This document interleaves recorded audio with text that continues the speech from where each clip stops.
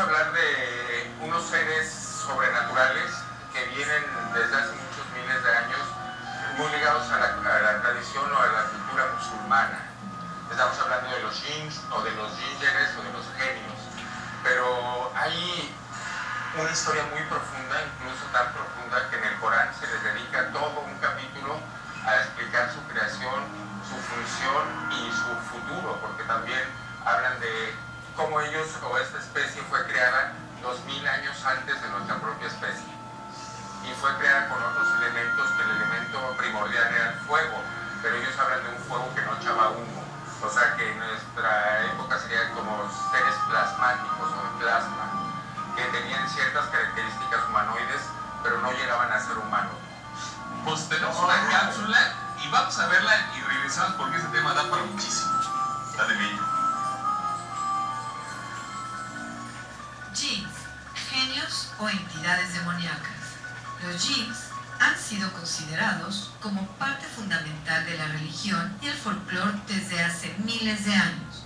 Según el Islam, los jinns son una raza de seres espirituales que tienen libre albedrío como los seres humanos, y al igual que los espíritus en la tierra o elementales, los jinns pueden ser buenos o malos. Sin embargo, cuando estos seres deciden escoger el camino de la maldad y de la oscuridad, tienen la capacidad de poseer a los seres humanos, convirtiéndose así en auténticos seres demoníacos. Según los expertos, en algunos versículos del Corán y hadices, los dichos y acciones del profeta Mahoma señalan que los jinns son seres mágicos, y mientras que la mayoría de los mortales se formaron por el creador de la tierra, mezclada con otros elementos, los jinns se crearon a partir del humo y del fuego. En un pasado lejano, las diferentes tribus de jinns estuvieron conviviendo con el resto de los mortales, compartiendo muchas cosas en común, tales como la capacidad de entender y elegir entre el bien y el mal, o la capacidad de tener hijos.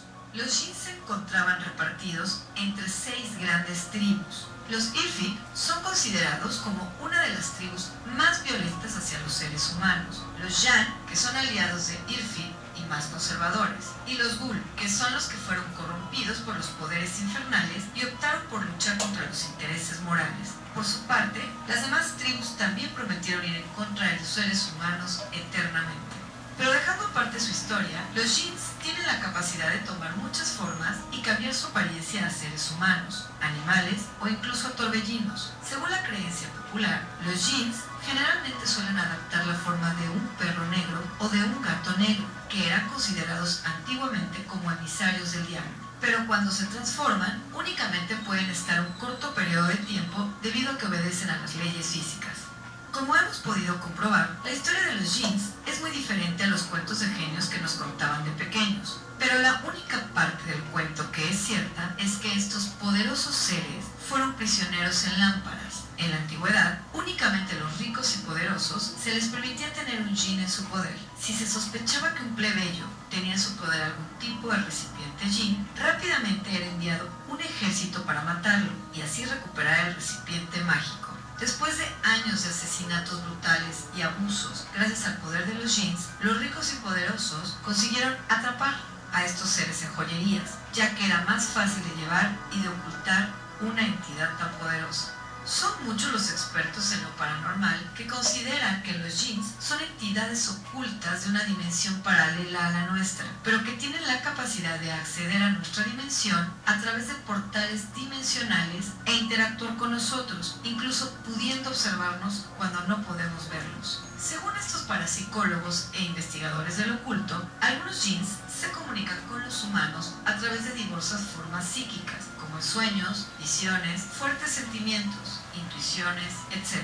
Las personas que han afirmado tener contacto con estos seres han escuchado susurros o han encontrado objetos de otros tiempos, y a medida que han ido aumentando los diferentes métodos de comunicación, algunas personas han podido llegar a ver su jinn en forma humana. Pero también cabe decir que son casos extremos, ya que normalmente son vistos en sueños, como manifestaciones brumosas, orbes, rayas de la luz o incluso como una especie de neblina. La comunicación con estos seres, según se dice, puede llegar a ser muy beneficiosa para los seres humanos, ya que al igual que en los cuentos, aquel que tenga en su poder un objeto jinn o tenga comunicación con ellos recibirá grandes beneficios, pero hay que tener cuidado con los regalos que pueden otorgar los jeans, ya que el costo es un alto precio que hay que pagar por ellos. Normalmente los jeans seducen a las personas mediante un aumento de la creatividad, ganancias económicas, la capacidad de predecir el futuro, leer la mente o incluso maldecir a los demás. Con información de Joseph Anguiano, para Supermanzana 21, Larisa Bazáñez.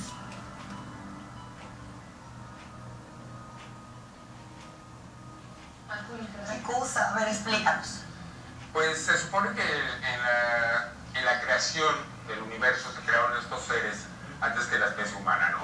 Cuando se crearon los humanos, también con la finalidad de adorar a los dioses y de seguir todo lo que era la espiritualidad para poder evolucionar, a estos seres se les convocó y se les informó que incluso en el Corán hay unos cantos y unos rezos que se hacen en las mezquitas donde explican la historia y son preciosos. O sea, son preciosos.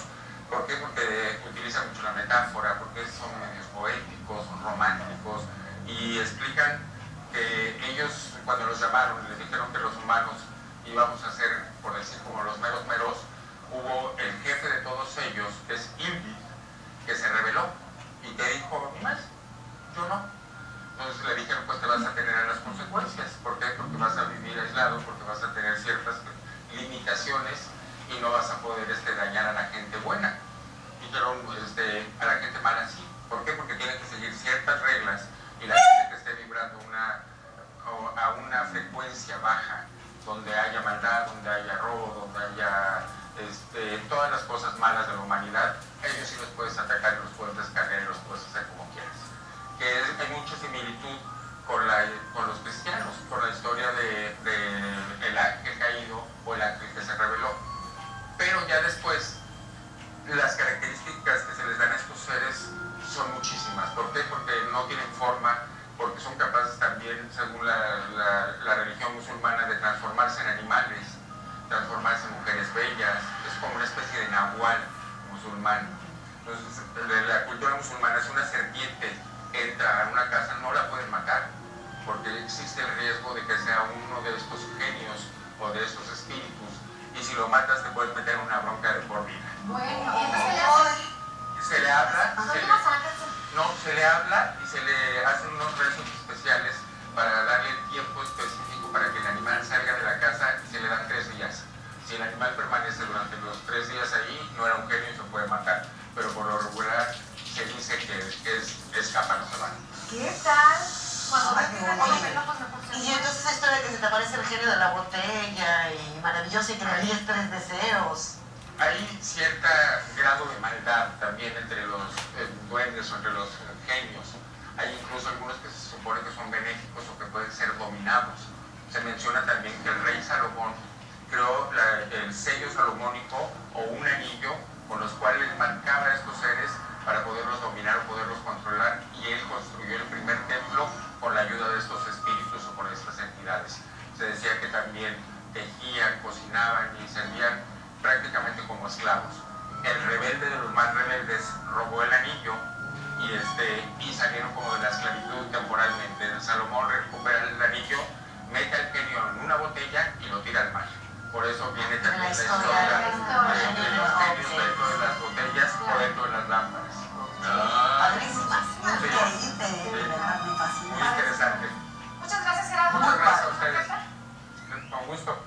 Nos encanta tu sección y de verdad aprendemos demasiado. Gracias. Me encanta el programa y Hay ustedes cosas porque que nos falta mucho por aprender. sí, mucho por aprender y por conectarnos, sobre todo con las cosas positivas, ¿no? Así es. Bueno, pues vamos a continuar, queridos amigos, y antes que nos veamos al corte, recordarles que ya usted acá